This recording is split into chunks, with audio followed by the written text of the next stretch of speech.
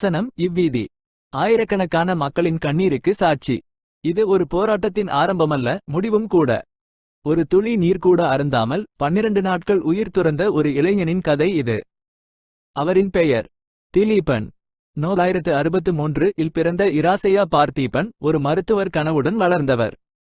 ஆனால் 1983 கருப்பு ஜூலை சம்பவங்கள் அவரது வாழ்க்கை பாதையை மாற்றியது.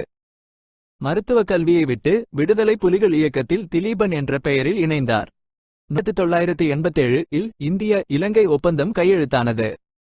இந்திய படைகள் வந்தன. ஆனால் ஒப்பந்தம் தமிழர்களுக்கு முழுமையான நீதியை பெற்றுத்தரவில்லை என புலிகள் உணர்ந்தனர்.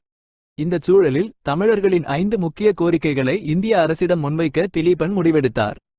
உணர்ச்சிபூர்வமாக செப்டம்பர் 15, 1987 நல்லூர் வீதி. ஒரு துளி நீர் கூட அருந்தாமல் தனது போராட்டத்தை ஆரம்பித்தார். முதல் நாள், 2ஆம் நாள், ஒவ்வொரு நாளும் ஆயிரக்கணக்கான மக்கள் கூடினர். அவரது உடல்நிலை மோசமாகியது. அவர் பேசிய கடைசி வார்த்தைகள், மக்கள் எனது கோரிக்கைகளை நிறைவேற்றுவார்கள் என ஒலித்தது. அவரது தியாகம் தமிழர்களின் மனசாட்சியை உலுக்கியது. செப்டம்பர் 26, 1987 சரியாக காலை 10:48 மணிக்கு அந்த தியாக தீபமானைந்தது. திலீபனின் தியாகம் அகிம்சை போராட்டத்தின் வலிமையை உணர்த்தியது.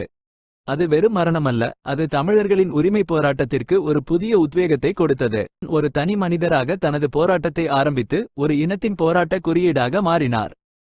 அவரது தியாகம் இன்றும் தமிழர்களுக்கு நீதிக்கான போராட்டத்தை நினைவூட்டிக் கொண்டே இருக்கிறது. திலீபனின் கதை வரலாறு மட்டுமல்ல, அது ஒரு பாடமும் கூட.